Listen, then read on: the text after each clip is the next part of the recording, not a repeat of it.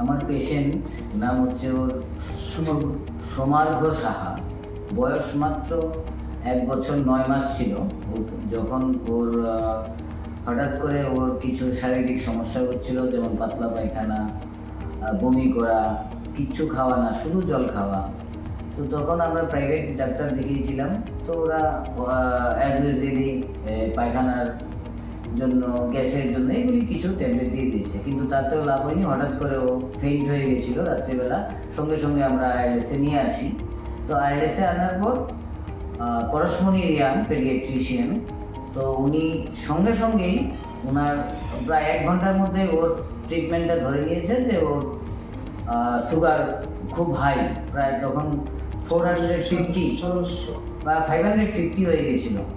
তো এই জিনিসটাই আইএলএসে এসে আমরা 1 ঘন্টার মধ্যেই বুঝতে পেরেছি যে ওর টাইপ 1 সুগার হয়ে গেছে।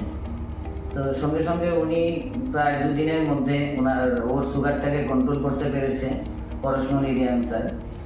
তো উনি তখন আমাদের বললেন যে এখানে এন্ডোক্রাইনোলজিস্ট নেই, আপনারা একটু বাইরে নিয়ে গেলে ভালো হয়। তো আমরা ওই দিনই আমরা বাইরে চেন্নাইতে নিয়ে গেলাম। চেন্নাইতে প্রায় 6-7 দিন থাকার এন্ডোক্রাইনোলজিস্ট দেখিয়েছি। দেখানোর পর ওরাও ওইখানে এই আপ অ্যান্ড ডাউন হচ্ছিল। তো ওরা বললো বাড়িতে নিয়ে যান, ওষুধপত্র অনেক, প্রায় 2-2.5 লাখ টাকার মতো আমাদের খরচ হয়েছে। তো আমরা নিয়ে এসেছি আবার বাড়িতে। তা আনার পর এরপর কয়েকদিন পরে আমরা জানতে পারলাম আইএলএসে সুব্রদীপ পাল এন্ডোক্রাইনোলজিস্ট জয়েন করেছেন। তো সঙ্গে সঙ্গে আমরা পরের দিনই আমরা আইএলএসে নিয়ে আসি।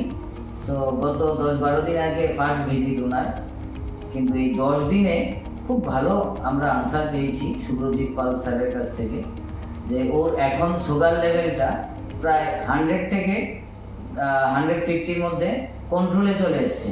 আগে যেমন চেন্নাইতে প্লাস বাড়িতে আসার পর হঠাৎ করে জাম্প মারতো, হঠাৎ করে ড্রপ মারতো, এই জিনিসটা সুব্রদীপ পাল স্যারের কাছে আসার পর সেটা পুরোপুরি বন্ধ হয়ে গেছে। এখন ওনার তত্ত্বাবধানে আমার এই সোমার্ঘ সাহা বাচ্চা আছে এবং ভালো রেজাল্ট পাচ্ছি আমরা।